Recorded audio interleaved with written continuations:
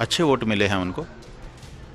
कई जगह पर नोटा से ज़्यादा, कई जगह पर जो पीके आए थे, उनकी पार्टी आई थी जनसुराज, उससे ज़्यादा। सब तो काशीवासी थे, तो क्या मुसलमान को काशी की प्राचीनता प्यारी नहीं थी? लेकिन किसी ने आवाज़ नहीं उठाई।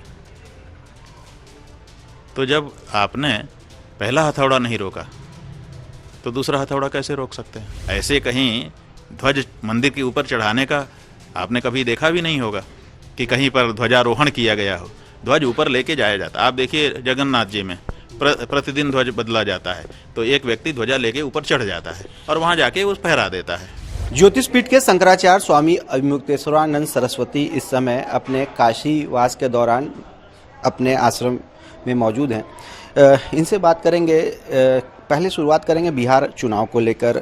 बहुत प्रयास किया आपने, लेकिन वहाँ ऐसा क्या हुआ कि एक मैसेज जो जाना था गौ माता पे और गौ माता को राष्ट्रमाता को लेकर जो आपने मुहिम छेड़ी है, क्या वो सफल कहा जाए तो नहीं हो पाया, या ये मुहिम आगे भी जारी रहेगी? ऐसा है कि हमारे यहाँ सिद्धांत है, कर्मण्येवाधिकारस्ते मा फलेषु कदाचन। कर्म में हमारा अधिकार है, फल में तो है नहीं। इसलिए हम तो अपने कर्म को सही रखना चाहते हैं। फल क्या होगा ये ईश्वराधीन होता है। दूसरी बात यह है कि इस बात की आवश्यकता है कि देश में सनातनी विचारधारा की भी राजनीति हो। सनातनियों की जो भावना है उसके साथ खड़े होने वाला कोई भी दल विद्यमान नहीं है। सनातनी चाहते हैं कि ऐसा कोई दल हो जो हमारी भी भावना समझे, हमारी भी बातें उठाए। उसको हमने प्रयोग में लाने के लिए लोगों को प्रेरित किया। अब आप देखिए, बिहार में हम तो अचानक गए थे, हमारा कोई राजनीतिक उद्देश्य भी नहीं था और कोई हमारे पास संगठन भी नहीं था, लेकिन वहाँ पर बहुत सारे लोगों ने गौ प्रत्याशी के रूप में चुनाव लड़ा और अच्छे वोट मिले हैं उनको। कई जगह पर नोटा से ज़्यादा, कई जगह पर जो पीके आए थे, उनकी पार्टी आई थी जनसुराज, उससे ज़्यादा। जिन लोगों ने बहुत पैसा खर्च किया, बहुत प्रचार किया, गाँवों में घूमे, सब किया, उनसे ज़्यादा वोट लोगों को मिल रहे हैं। ये क्या है? ये बताता है कि गौ माता के लिए एक प्रबल जन आस्था देश में और प्रदेशों में विद्यमान है। तो वो बात तो आगे बढ़ी और वहाँ पर जो लोग गौ प्रत्याशी नहीं बन पाए थे या किसी कारण से दब गए, बैठ गए, अब वो फिर से कह रहे हैं कि हम गाय के लिए काम करना चाहते हैं। तो आगामी 3 दिसंबर को पटना में गौ विधानसभा का आयोजन किया गया है और वहाँ पर गौ विधायकों का शपथ होगा और वो अपनी अपनी विधानसभा में गौ माता का कार्य करना आरंभ करेंगे। तो जो हमारी मुहिम है वो तो यथावत जारी है। पश्चिम बंगाल में भी अब चुनाव होने हैं। जहाँ तक आपका ये कहना है कि संदेश गया नहीं गया, तो संदेश तो काफ़ी गया है और मीडिया है जिस चीज़ को वो प्रमुखता से चाहते हैं उठाते हैं, जिसको नहीं चाहते नहीं उठाते हैं। लेकिन अपने स्तर पर गौ माता के प्रति हमारे जो राजनीतिक दायित्व हैं उनका बोध जन जन को हो रहा है और ये बात बहुत तेज़ी से आगे बढ़ रही है। और आप देखिए, राजस्थान में जो गौ माता का प्रत्याशी था वो भारतीय जनता पार्टी के बराबर का वोट लेकर के आया, केवल 150 वोट पीछे रहा, तो उसको इतने बड़े वोट मिले। इसी तरह से आज जयपुर में हमने सुना है कि बहुत बड़ी संतों की बैठक हुई है और उसमें उन्होंने कहा है कि हम लाखों संत गौ माता के लिए दिल्ली कूच करेंगे। इसी तरह से दूसरे स्थानों से भी समाचार आ रहे हैं। हमारे पास उत्तर प्रदेश से भी बहुत सारे लोग आ रहे हैं, वो कह रहे हैं कि उत्तर प्रदेश के चुनाव में हम भी गाय माता के लिए प्रत्याशी बन करके लड़ना चाहते हैं। तो लोगों के मन में ये बात है कि गौ हत्या अब देश के स्तर पर रुकनी चाहिए और गौ को माता का सम्मान मिलना चाहिए। अब आगे पश्चिम बंगाल में भी चुनाव हो, तो क्या इस तरह की जो मुहिम है आपके द्वारा उठाई गई, जो एक आगे उसको पश्चिम बंगाल में भी बढ़ाने का? हम तो ये नहीं समझ पाते हैं कि इस तरह का प्रश्न क्यों बनता है। जब हमने कहा कि पूरे भारत में ये मुहिम चलेगी तो भारत का ही तो अंग पश्चिम बंगाल भी है, भारत का ही तो अंग केरल भी है, भारत का ही तो अंग उत्तर पूर्व के राज्य हैं, गोवा है, सब तो भारत का ही अंग है। तो वहाँ क्यों मुहिम नहीं चलेगी? अलग से इसको क्यों पूछना पड़ता है, हमें नहीं समझ पाते हैं।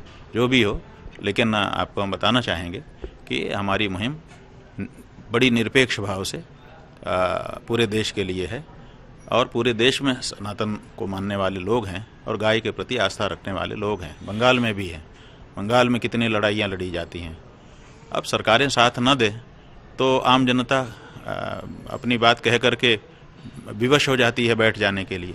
लेकिन ऐसा नहीं है कि वहाँ गौ भक्त नहीं हैं, सब लोग गाय को काट करके मार करके खाने के लिए ही उतावले हैं, ऐसी बात नहीं है। बंगाल में भी गौ भक्त हैं और वो चाहते हैं कि इस मामले में भी राजनीति की भाषा में राजनेताओं को बताया जाना चाहिए। तो वहाँ पर भी गौ प्रत्याशी चुनाव लड़ेंगे जब वहाँ का चुनाव आएगा। अगला सवाल ये है कि जिस तरह से दिल्ली में ब्लास्ट होता है, आमतौर पे देखा जाता है जो कम पढ़े लिखे या कहा जाता है कि जिस तरह के टेरर मॉड्यूल से जो जुड़ते हैं लड़के युवा, वो कम पढ़े लिखे होते हैं, किसी मजबूरी या अभाव में इस तरह के चीज़ों से जुड़ते हैं। लेकिन अभी इसमें देखा जा रहा है कि पूरा का पूरा एक जो पढ़ा लिखा तबका है, ये डॉक्टरों की पूरी एक टीम है, वो इस तरह के चीज़ों में शामिल हो रही है। पढ़े लिखे लोग इस तरह की आतंकी घटनाओं में शामिल हो रहे हैं। तो ये कितना चिंताजनक है? नहीं, ऐसा है कि पढ़े लिखे और गैर पढ़े लिखे का बहुत बड़ा फेर नहीं है। पढ़े लिखे के पास एक डिग्री होती है, बिना पढ़े लिखे के पास डिग्री नहीं होती है। लेकिन बहुत सारे लोग होते हैं जो बिना पढ़े लिखे होते हैं लेकिन अच्छा काम करके दिखाते हैं, उनकी समझ होती है चीज़ों की। तो पढ़े लिखे या गैर पढ़े लिखे का प्रश्न नहीं है, प्रश्न है कि उनको क्या सिखाया और समझाया जा रहा है। अगर उनको ये समझाया और सिखाया जा रहा है कि ऐसा करने से आपकी जाति का, आपके समाज का, आपके धर्म का, आपके मजहब का लाभ है, तो अपने समाज को ऊंचा उठाने के लिए और उसको लाभ पहुंचाने के लिए वो प्रेरित हो जाते हैं। भावनाएं तो सब में होती है ना, जो पढ़ लिख लेता है वो भावना से शून्य हो जाता है, ऐसी बात नहीं है। तो उनकी भावना को समझ करके उनकी भावना को दिशा देने का जो कार्य है वो नेताओं का होता है। तो जो धार्मिक नेता हैं वो अगर उनके मन में इस तरह की भावना भरते हैं तो वो उत्प्रेरित हो जाते हैं, हम तो यही समझते हैं। लेकिन ये ज़रूर है कि चूँकि ये पढ़े लिखे हैं, चूँकि ये उसी समाज में उठते बैठते हैं, इसलिए इनकी मारकता और बढ़ जाती है और क्षमता बढ़ जाती है। इसलिए बहुत सावधान रहने की आवश्यकता है। एक स्थानीय मुद्दा ही है जो कि राष्ट्रीय स्तर तक भी गूंज रहा है। वाराणसी में काशी विश्वनाथ मंदिर के नज़दीक जो मुस्लिम बाहुल इलाका दालमंडी का है, उसके चौड़ीकरण की प्रक्रिया शुरू हो गई है। कितना सही इसको मान रहे हैं? क्या वाकई में उस रास्ते की जगह कोई दूसरा विकल्प हो जाना चाहिए? ताकि लोगों का कहना है कि बहुत सारे लोग बेघर हो जाएंगे, बहुत सारे लोग बेरोजगार हो रहे हैं, सड़कों पर आ रहे हैं। तो ऐसे में क्या ये कुछ जो हो रहा है वो सही हो रहा है चौड़ीकरण को लेकर? देखिए, बात यह है कि हमारा मत इसमें थोड़ा सा अलग है। हम काशी की पौराणिकता के संरक्षण के पक्षधर रहे। बड़ी गहराई से, बड़े मन से हम ये चाहते थे कि काशी की पुरातनता को बरकरार रखा जाए, क्योंकि बाकी सब चीज़ें हम बना सकते हैं लेकिन किसी चीज़ को पुराना नहीं कर सकते, उसको तो समय ही करता है। तो यहाँ पर ऐसी पुरानी चीज़ें थीं जिनका पूरे विश्व में समादर था, प्रचार था, लोग इसकी पुरातनता को देखने के लिए आते थे। लेकिन जब विश्वनाथ कॉरिडोर के नाम पर, गंगा पाथवे के नाम पर और दूसरे इसी तरह के दूसरे नामों पर काशी की पुरातनता पे हथौड़ा चला, तो काशी के सब लोग, चाहे वो दालमंडी के लोग हों, चाहे कोई हो, चाहे मुसलमान हो, चाहे हिंदू हों, सब तो काशीवासी थे। तो क्या मुसलमान को काशी की प्राचीनता प्यारी नहीं थी? लेकिन किसी ने आवाज़ नहीं उठाई। तो जब आपने पहला हथौड़ा नहीं रोका तो दूसरा हथौड़ा कैसे रोक सकते हैं? रोकना तो पहले ही हथौड़े पर जायज़ होता है। तो आपने जब काशी की पुरातनता को नष्ट होने दिया ये सोच करके कि ये तो हिंदुओं का हो रहा है, तो अब काशी में तो सभी रहते हैं, फिर उसमें मुसलमान भी आएंगे, उसमें दूसरे भी आएंगे, तो आपने वो होने दिया। हम समझते हैं कि काशीवासी वहीं पहली बार चूक गए कि उन्होंने अपनी पुरातनता को नष्ट होने दिया तथाकथित आधुनिकता के लिए, विकास के लिए। तो अब जब आपने एक बार उसको स्वीकृति दे दी कि नहीं, नया किया जाना चाहिए, विकास होना चाहिए। तो अब दूसरी जगह पर ये बात उठाना कि ये ठीक नहीं है, हम नहीं समझते हैं कि उचित है। अब क्या होगा कि अगर थोड़ा क्षेत्र आधुनिक बना दिया जाए और बाकी क्षेत्र वैसे ही पुरातन बने रहें तो वो शोभायमान नहीं होता है। इसलिए अगर रहना था तो एक जो मूल काशी थी उसको पूरा का पूरा पुरातन रहना चाहिए था, और अब नया हो रहा है तो हम समझते हैं कि पूरा नया हो जाना चाहिए। इसलिए नया हो जाना चाहिए कि ताकि एक रूपता बनी रहे और ये कहने को रहे कि काशी ने किसी समय नया कलेवर धारण कर लिया, पुराना कलेवर छोड़ दिया। सौभाग्य हो दुर्भाग्य हो अलग बात है। तो अब जब विकास हो रहा है, और दूसरी बात यह है कि रास्ते का क्या विकल्प हो सकता है। भीड़ तो बढ़ी गई है, इसमें तो कोई दो मत नहीं है। सब मान रहे हैं कि ज़्यादा पर्यटक आने लगे हैं, क्योंकि पहले तीर्थयात्री केवल आते थे, अब उसके पर्यटक भी साथ में आने लग गए, तो अब पर्यटन क्षेत्र हो गया। तो दो तरह की भीड़ इकट्ठा एक ही जगह पर आ रही है, तो भीड़ बढ़ी है, इसमें कोई दो मत नहीं है। अब उनको आने जाने के लिए रास्ते की भी ज़रूरत है, और वो जो रास्ता है वो कहीं ना कहीं एक शॉर्टकट जिसको कहते हैं कि यूँ सीधे पहुंच जाओ, इतना घूम करके जाने की ज़रूरत ना हो, तो कहीं ना कहीं लाभकारी भी दिखाई दे रहा है। अब अगर किसी को उसमें बाधा है और उसके पास विकल्प है तो उसको सुझाना चाहिए कि भाई ये दूसरा विकल्प है जो इससे भी बेहतर है, इतने मीटर की दूरी बचाई जा सकती है और ऐसे सहजता से हो सकता है। तो काशी में तो कहीं भी जाओगे कुछ न कुछ तोड़ करके ही आगे बढ़ना पड़ेगा, उजाड़ करके ही आगे बढ़ना पड़ेगा। हम कहते हैं कि अगर किसी को मुआवजे की समस्या है, कम मिल रहा है, तो उसका आंदोलन करे कोई, हम उसको समर्थन करेंगे कि भाई इनको और दिया जाए ताकि ये अच्छे से बच सकें दूसरी जगह जा कर के। लेकिन अब दाल मंडी का वही पुरातन स्वरूप रहेगा, बाकी सब जगह का बदल जाएगा क्योंकि यहाँ मुसलमान हैं, तो हम ये वाली बात हम नहीं मानते हैं। हिंदू मुसलमान होना एक अलग बात है, ये हमारी आराधना का विषय है, लेकिन एक नागरिक होने का विषय अलग होता है। तो हम काशी के नागरिक हैं, तो उसमें हिंदू मुसलमान नहीं देखना चाहिए, उसमें अपने शहर के नागरिक के रूप में विचार करना चाहिए। तो सब नागरिक बराबर हैं, उसमें हिंदू भी हैं, उसमें मुसलमान भी हैं। पहला सवाल है कि जब अयोध्या में रामलला की मंदिर का उद्घाटन हुआ था तो आप शरीक नहीं हुए थे किन्हीं कारणों से, और अब 25 तारीख को ध्वजारोहण का भी कार्यक्रम हो रहा है, बहुत बड़ा भव्य आयोजन होने वाला है, उसको लेकर आप क्या विचार हैं? ऐसा है कि हम तो शास्त्र के अनुसार चलते हैं। तो शास्त्र में ये कहा गया है कि मंदिर देवता का शरीर होता है और मूर्ति उसकी आत्मा होती है। तो शरीर पूरा बना ना हो तब तक उसमें आत्मा प्रवेश नहीं कराई जानी चाहिए। तो इसीलिए हमने उस समय कहा था कि ये ठीक नहीं हो रहा है और इसमें सम्मिलित होने का प्रश्न ही नहीं है। अब कहा जा रहा है कि 25 तारीख को ध्वजारोहण होगा, तो शास्त्र में ऐसा कहीं उल्लेख हमने पढ़ा नहीं कि ध्वजारोहण किया जाए। ध्वजारोहण का कोई कार्यक्रम धार्मिक रूप से होता है ये तो हमने नहीं पढ़ा है।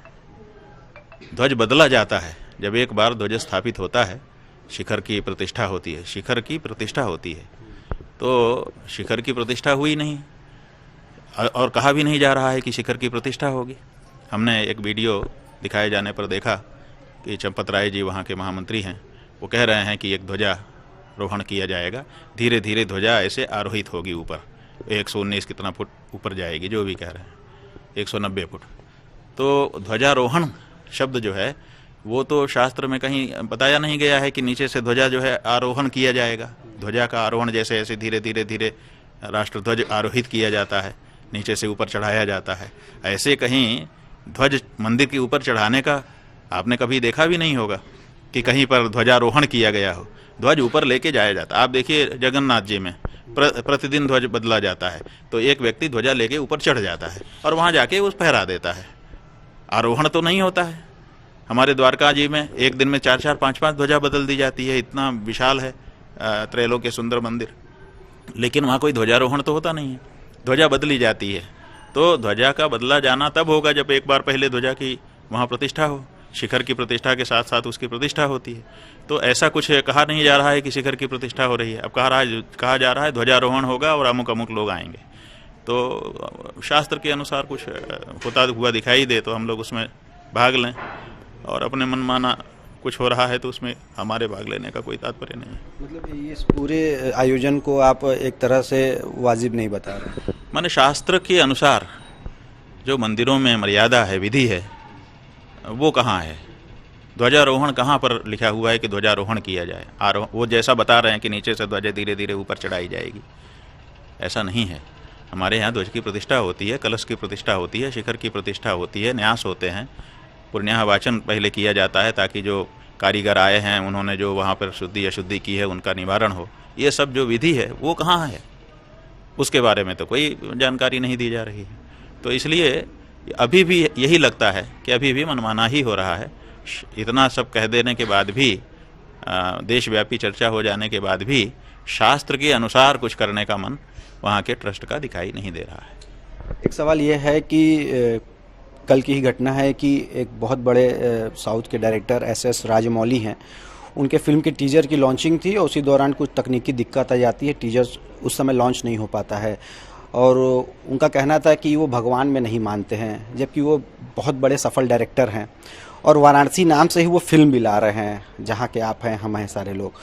तो ऐसे में ये कह देना कि भगवान को नहीं मानते हैं, भगवान के अस्तित्व को नकार देना, और इतने बड़े सफल डायरेक्टर के मुख से इस तरह की बातें हो रही हैं, तो क्या कहेंगे? इस तरह की चीज़ें, वो भी वाराणसी जैसे फिल्म के शीर्षक के साथ। यही बताओ, आप हमको मानते हो कि नहीं मानते हो?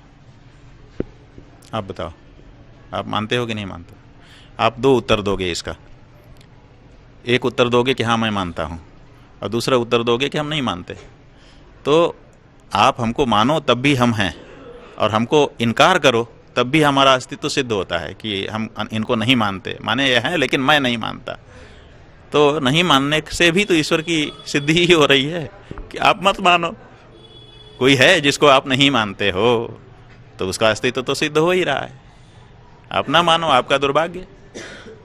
लेकिन ऐसे फिल्म डायरेक्टर, ऐसे लोग जिनको पूरा विश्व कहीं ना कहीं फॉलो करता है, मानता है, वो अगर ऐसी बातें कहें, उनकी फिल्म भी बहुत हद तक पारलौकिक या पुरानी सनातन चीज़ों को दिखाती हैं, और एक टाइम पीरियड की फिल्म रहती है उनकी बहुत, चाहे वो बाहुबली की बात कर लें, चाहे बाहुबली 2 की बात कर लें, तो बहुत सारी ऐसी चीज़ें हैं जो कहीं ना कहीं धर्म आध्यात्म से जोड़ के देखी जाती हैं। ऐसे अगर कोई डायरेक्टर इस तरह की बात कहे भरे मन से, तो ये कितना अनुचित है? ऐसा है कि अपने देश में कुछ दिनों से ये फैशन चला हुआ है कि ऐसी बात कहो जिसकी चर्चा हो, ताकि हम भी चर्चा में आ जाएं। तो प्रायः निर्माता निर्देशक पीछे रहते हैं, उनकी चर्चा सीधे सीधे नहीं होती है। जिन अभिनेताओं को वो लेके आते हैं उनकी चर्चा होती है, तो उनके मन में भी ये रहता है कि हमारी भी तो कहीं से चर्चा हो, तो इसके लिए वो बीच बीच में ऐसी बातें बोलते रहते हैं। एक अंतिम सवाल ये है कि जिस तरह से बनारस में जब से विश्वनाथ धाम बना है, एक वीआईपी कल्चर हावी होता दिखाई पड़ रहा है, और ये भी देखने में आ रहा है कि वहाँ जिस तरह से परंपराओं के साथ ऐसा माना जा रहा है कि खिलवाड़ हो रहा है। अभी कल ही की बात है, सचिन तेंदुलकर की पत्नी और बेटी वहाँ गई, उनको त्रिपुंड लगाया गया, जबकि कई लोगों का मत है कि त्रिपुंड महिलाओं को नहीं लगाया जा सकता है, उनको मस्तक पे छुआ भी नहीं जा सकता है। तो इसको लेकर शास्त्र क्या कहता है, आप क्या मानते हैं? क्या त्रिपुंड महिलाएं लगा सकती हैं? ऐसा है कि त्रिपुंड भगवान शिव की भक्ति का एक प्रतीक है कि हम शिव भक्त हैं। जो भी शिव भक्त होगा वो अपनी शिव भक्ति को अभिव्यक्त करने के लिए, लोगों के सामने प्रकट करने के लिए माथे पर त्रिपुंड धारण करता है। तो ये जिनका नाम आप ले रहे हैं वो ऐसा कर सकती थी, त्रिपुंड धारण करके अपने आप को शिव भक्त दिखा सकती थी, वो एक अलग बात है। इसमें महिला पुरुष का भेद नहीं है, ये शिव पुराण में लिखा हुआ है कि शिव भक्त मात्र इसको धारण कर सकता है। इसमें स्त्री का शूद्र का भी भेद नहीं है, वो भी माथे पर भस्म से त्रिपुंड धारण कर सकते हैं। लेकिन वहाँ के पुजारी, अगर पुजारी, हाँ, हमारे यहाँ ये मर्यादा है कि जो भी सधवा स्त्रियाँ होती हैं उनके मस्तक पे हम सीधे चंदन नहीं लगाते हैं, वो अधिकार उनके पति का होता है। तो इसीलिए हमारे यहाँ आचार्यगण मर्यादा के अनुसार जब तिलक लगाने का अवसर आता है, स्वस्ति तिलक, किसी की भी पूजा के आरंभ में तिलक लगाने का विधान है। तिलक हिंदू धर्म की सबसे अनोखी पहचान है, ये किसी दूसरे धर्म में नहीं है, केवल हिंदू धर्म में है कि हम तिलक लगाते हैं। तो इसीलिए किसी भी पूजा के पहले सबसे पहले तिलक लगाया जाता है, स्वस्ति तिलकम धारयेत, ऐसा कहा जाता है। तो उस समय तिलक धारण करने के लिए जो यजमान होता है उसके तो माथे पर स्वस्ति तिलक विद्वान स्वयं करता है, लेकिन जो उसकी पत्नी होती है उसके सामने रख देता है, वो स्वयं लेकर के लगा लेती है। यही मर्यादा अभी तक की रही है, लेकिन अब कहाँ मर्यादाएं हैं, तोड़ी जा रही हैं। आपको भी विश्वनाथ मंदिर जाने से रोका गया, जिस तरह से आपने परिक्रमा करने की इच्छा जाहिर की थी, लेकिन देखा जा रहा है कि वहाँ पर जब भी कोई वीआईपी आता है तो उनके साथ स्पेशल ट्रीटमेंट होता है, उनको तिलक, चंदन और त्रिपुंड भी लगाया जाता है, महिला और पुरुष का भेद वगैरह किए, और साथ ही साथ एक पूरा अलग ही वीआईपी कल्चर कहीं ना कहीं हावी होता दिखाई दे रहा है। देखिए, मंदिर तो अब मंदिर रहा नहीं ना, अब तो मंदिर जो है पर्यटन स्थल हो गया। जो कोई भी चाहे जैसे कैसे भी वहाँ पर पहुँच जाए और उसकी उसी रूप में प्रशासन स्वागत सत्कार और सेवा करता है। हम वहाँ तब गए थे जब रानी भवानी मंदिर तोड़ा जा रहा था, और प्रशासन से हमने कहा था कि ये मंदिर हमें दे दीजिए, हम इसका एक एक पत्थर खोल करके दूसरी जगह बना देंगे, इसको तोड़िए मत। तो हमारे पत्र के जवाब में उन्होंने हमको बुलाया था कि आकर के आप देख लीजिए। तब हम वहाँ गए थे, और जब हम वहाँ गए तो हमने देखा कि जाने कितने जूते चप्पल बिल्कुल भगवान के गर्भगृह के सामने ही उतरे हुए हैं। तो हमने विरोध किया तो तुरंत हटाया गया। तो वहाँ पर मर्यादा तो कुछ अब रही नहीं है, जिसको जैसा समझ में आता है करता है। और भगवान का दर्शन करने के लिए दो भेद करना कि ये अलग से आ जाएं, ये अलग से आ जाएं, ये भगवान के दरबार में उचित नहीं होता है। और साथ ही साथ एक ही तो जगह थी हमारे पास। देखिए, वैसे तो अपने जीवन में हम लोग बार बार महसूस करते रहते हैं कि ये विशेष है, हम विशेष नहीं हैं। हमको सामान्यता का अनुभव जगह जगह होता रहता है, घर देख करके, मकान देख के, कपड़ा देख के, ये देख के, वो देख के। कम से कम भगवान का दरबार एक ऐसी जगह है जहाँ हम जाते हैं तो हम सोचते हैं कि अब यहाँ सब बराबर हो गए। अब भगवान के दरबार में भी दो आँख हो गई कि ये मालदार लोग हैं, ये मालदार लोग नहीं हैं, ये विशेष लोग हैं, ये सामान्य लोग हैं। इनको धक्का मारना है और इनको स्वागत करना है, इनका धक्का मार के हटाना है और फिर इनको बुलाना है कि आइए जी। तो ये जो परिस्थिति निर्मित हुई है, इससे हमारा जो दैवी परिसर है वो लांछित हो रहा है। और इसीलिए हम चाहते हैं कि ये किसी भी दशा में बंद किया जाना चाहिए। आप देखिए, अभी एक दृश्य हमने देखा, जो बागेश्वर वाले शास्त्री जी हैं, धीरेन्द्र जी हैं।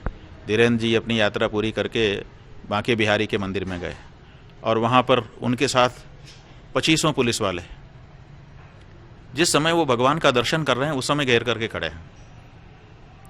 ये प्रश्न है कि जिस समय मैं भगवान के आराधना में तल्लीन हूँ उस समय 25 पुलिस वाले मेरे अगल बगल में क्यों हैं? वो थे तब भी मान लिया, कोई बात नहीं। लेकिन उसके बाद एक पुजारी जब उनको प्रसाद देने के लिए आया हाथ में डलिया ले करके, तो उसके गमछे को, कॉलर को पकड़ करके और उसको घसीट करके बाहर किया गया और उसको धक्के मारे गए, जो वीडियो में साफ दिखाई दे रहा है। तो पुलिस वालों की इतनी हिम्मत कैसे हो जा रही है कि वो दर्शन के परिसर में पहुंच जा रहे हैं बेल्ट लगा करके? आखिर वहाँ कौन सी ड्यूटी है? और वो जो व्यक्ति हैं उनको भी तो सोचना चाहिए कि अब आप लोग यहाँ पर रुक जाइए, अब मैं भगवान के मंदिर में जा रहा हूँ। क्योंकि अगर हम पुलिस की व्यवस्था में चलते हैं, ठीक है, हमारी कोई परिस्थिति होगी, हम चल सकते हैं, लेकिन हम भगवान के मंदिर में दर्शन करने जा रहे हैं, उस समय भी हमको सुरक्षा की ज़रूरत है। हम इसको गलत मानते हैं। तो कहीं ना कहीं प्रशासन भी गलत हो रहा है, कहीं ना कहीं हम भी गलत हो रहे हैं कि हम पुलिस के साथ दर्शन कर रहे हैं और फिर ये सब अव्यवस्था हो रही है। तो कहीं ना कहीं इस बारे में एक व्यापक विचार विमर्श करने की और एक प्रोटोकॉल सुनिश्चित करने की आवश्यकता है कि कहाँ तक कौन जाएगा और उसके बाद किस तरह से दर्शन होगा। अगर किसी को पुलिस के साथ भगवान का दर्शन करना है तो उसको परिसर में आने से रोक दिया जाना चाहिए कि आप ना आइए। और परिसरों में इतनी सुरक्षा तो होनी ही चाहिए कि वहाँ पर भक्त और भगवान के सिवाय दूसरा कोई उसके भक्त के मस्तिष्क में ना हो, वो समझे कि यहाँ मेरे भगवान है और मैं हूँ। तो ये थे हमारे साथ ज्योतिष पीठ के शंकराचार्य स्वामी अभिमुक्तेश्वरानंद सरस्वती, जिन्होंने मंदिरों में बढ़ते जा रहे वीआईपी कल्चर की खास तौर से अनुचित बताया, अनुचित ठहराया और इस पर बड़े ही विचार विमर्श की भी जरूरत बताई है। रोशन जायसवाल, वाराणसी, यूपी तक।